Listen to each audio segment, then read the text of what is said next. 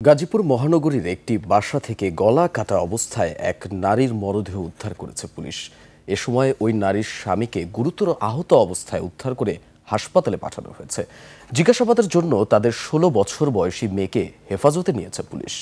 গাজীপুর থেকে প্রতিনিধি অপূর্ব রায়ের তথ্য ও ছবিতে থাকছে ডেস্ক রিপোর্ট। নায়াসিনামাইড ও স্যালিসাইলিক সমৃদ্ধ লিলি ফেস ওয়াশ যা ফেসের ডেড স্কিন সেল দূর করে দেয় দ্বিগুণ ফাস্টার ব্রাইটেনিং। গাজীপুরের কোনাবাড়ির আমবাগ এলাকায় পঞ্চমতলা এই বাড়ির একটি ফ্ল্যাটে এক দম্পতির রক্তাক্ত দেহ দেখতে পায় প্রতিবেশীরা। খবর পেয়ে পুলিশ এসে দুজনকেই গলাকাটা অবস্থায় উদ্ধার করে। ততক্ষণে মারা যান রহিমা।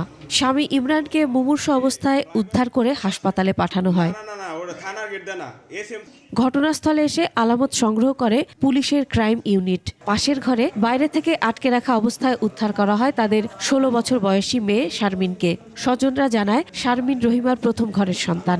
11:30 দিক দিয়ে শুনি যে এই ঘটনা, দুজনে মারা গেছে।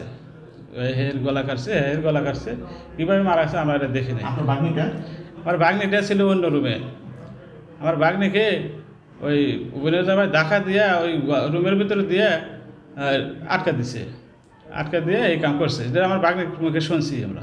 ওনাদের পরিবারের সদস্যর মাধ্যমে যে ওনারা নিচে এসে চিল্লাচিল্লি করতেছিল যে আমার উপরে একটা ঝগড়া হইতেছে, তো আমরা তো শুনতেছি না। তো ওনারাই আর কি আমাদের সাথে যোগাযোগ করে, তারপরে আমরা ওনাদের সহকারে উপরে এসে তখন এই অবস্থাটা দেখি, যে তখন আমরা সাথে সাথে পুলিশে ফোন দিই। এবং বাড়ির কেয়ারটেকার 5 তলার হইহুল্লোড় শুনে ঘটনাস্থলে ছুটে আসে। স্বামী স্ত্রী সহ আমি 5 তলায় উঠি।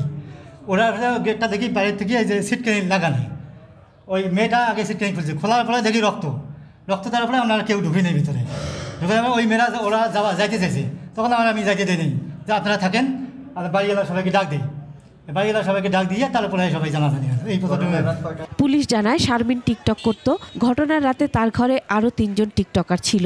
ডিসিজ তার মেয়ের সঙ্গে কথা বলি, আমরা তাকে হেফাজতে নেই, আমাদের হেফাজত আছে। তার থেকে যে বিষয়টা জানা যায় যে পারিবারিকভাবে একটু মানসিকভাবে সবসময় বিচলিত ছিল। অত সংক্রান্তে কোনো গ্রেফতার নাই। যারা ছিল অন্য যে 3 জন ছেলে মেয়ে যারা টিকটক করতো, তাদেরকে আমরা ঘটনাস্থলে এসে পাইনি। এই বিষয়ে তদন্ত চলছে। সিআইডি এবং পিবিআইও সেটা ইনভেস্টিগেশন করছে। এই দম্পতি চলতি মাসে এই ভাড়া বাড়িতে উঠেছিলেন। ইমরান মাংস ব্যবসায়ী ছিলেন। Masum আলিসা, desk report, 21 television.